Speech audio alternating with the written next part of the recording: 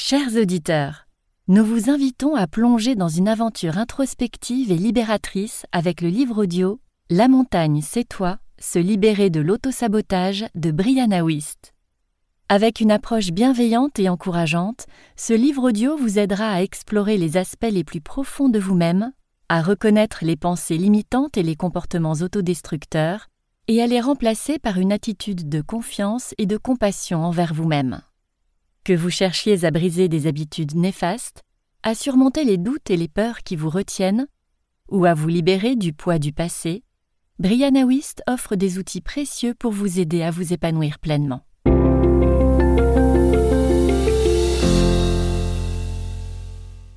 Chapitre 1. La montagne est en vous. Vous êtes le plus grand frein à votre vie.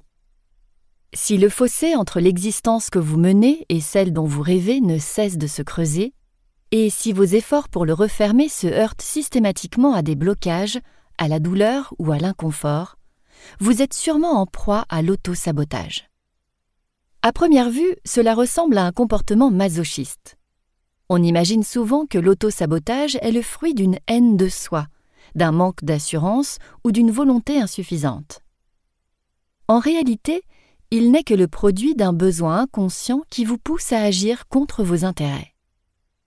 Pour vous en libérer, vous devrez mener de sérieuses fouilles psychologiques. Il vous faudra creuser jusqu'à trouver la cause du traumatisme, exhumer des émotions refoulées, découvrir de meilleures façons de répondre à vos besoins, réinventer l'image que vous avez de vous-même et développer certaines facultés fondamentales telles que l'intelligence émotionnelle et la résilience. Ce n'est pas rien, mais ce travail, nous devons tous l'entreprendre un jour ou l'autre. L'autosabotage avance masqué.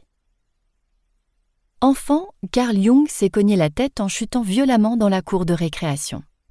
Sa première pensée a alors été « Chouette, après ça, je ne serai peut-être plus obligé d'aller à l'école. » Le futur psychiatre de renom international n'aimait pas l'école et avait bien du mal à se faire des amis.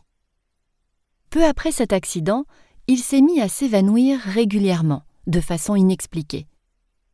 Il avait développé ce qu'il appellerait plus tard une névrose et définirait comme un substitut à une souffrance légitime.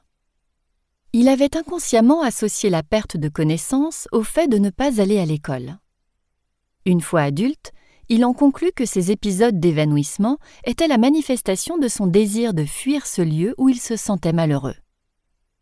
Ainsi, nos peurs et nos dépendances sont souvent le symptôme de troubles plus profonds que nous n'avons pas trouvé de meilleurs moyens d'apaiser. L'autosabotage est un mécanisme de défense. L'autosabotage survient quand nous refusons de combler nos besoins les plus profonds, souvent parce que nous ne nous croyons pas capables de les assumer. Ainsi, les uns sabotent leurs relations amoureuses parce que, tout en désirant s'isoler, ils craignent de se retrouver seuls.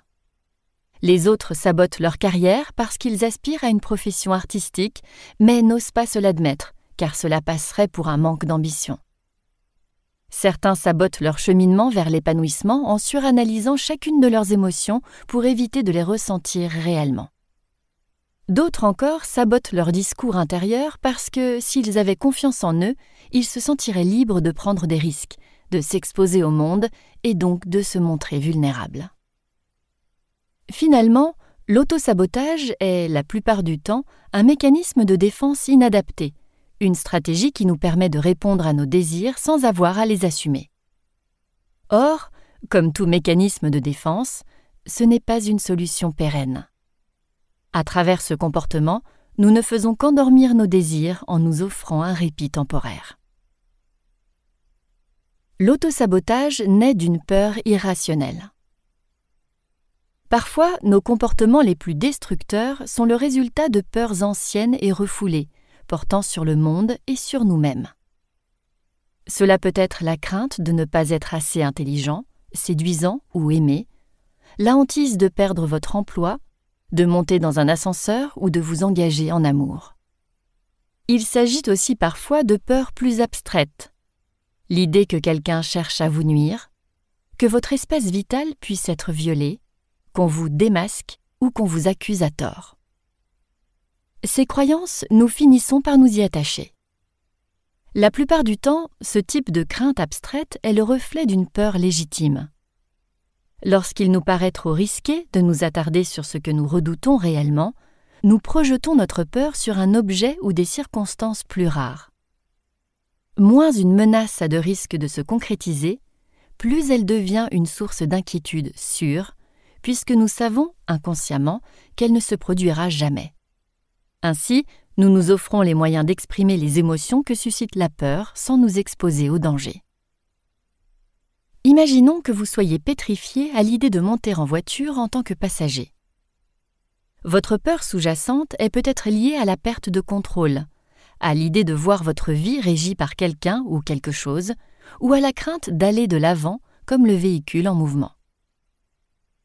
En prenant conscience du véritable problème, vous pourrez l'aborder et le résoudre en vous interrogeant, par exemple, sur votre passivité et sur les différentes façons dont vous cédez le pouvoir aux autres dans votre vie. Autrement, vous continuerez à passer vos trajets en voiture à vous répéter de ne pas paniquer, et cela ne fera qu'accroître votre angoisse. En vous obstinant à vouloir régler le problème en surface, vous vous heurterez perpétuellement à un mur. Autant essayer d'arracher le pansement d'une plaie avant d'avoir commencé à la soigner. L'autosabotage est le fruit d'associations négatives. L'autosabotage est aussi l'un des tout premiers signes indiquant que votre récit intérieur est obsolète, limitant ou erroné. Votre existence est définie par ce que vous pensez de votre vie, mais aussi par ce que vous pensez de vous-même. L'idée que l'on se fait de soi est le fruit d'une longue accumulation d'informations et d'influences. Les croyances de nos parents, les opinions de nos pairs, les conclusions tirées de nos expériences personnelles, etc. Et si l'image de soi est si difficile à réajuster, c'est parce que l'esprit a toujours tendance à vouloir confirmer ce qu'il pense déjà. Souvent, nous nous livrons à l'autosabotage parce que nous associons l'objectif auquel nous aspirons à des qualités négatives. Si vous aspirez à la stabilité financière, par exemple, mais que vous sapez chacun de vos efforts pour l'atteindre, interrogez-vous sur votre conception de l'argent. Comment vos parents géraient-ils leurs finances? Plus important encore, que vous disaient-ils sur ceux qui ont de l'argent et ceux qui n'en ont pas? Beaucoup de gens justifient leurs soucis financiers en dénigrant l'argent et en méprisant les riches. Quand on entend dire toute son enfance que les personnes aisées sont détestables, on finit, sans surprise, par éviter d'en devenir une. L'angoisse qui mène à l'auto-sabotage est généralement le produit de nos croyances limitantes.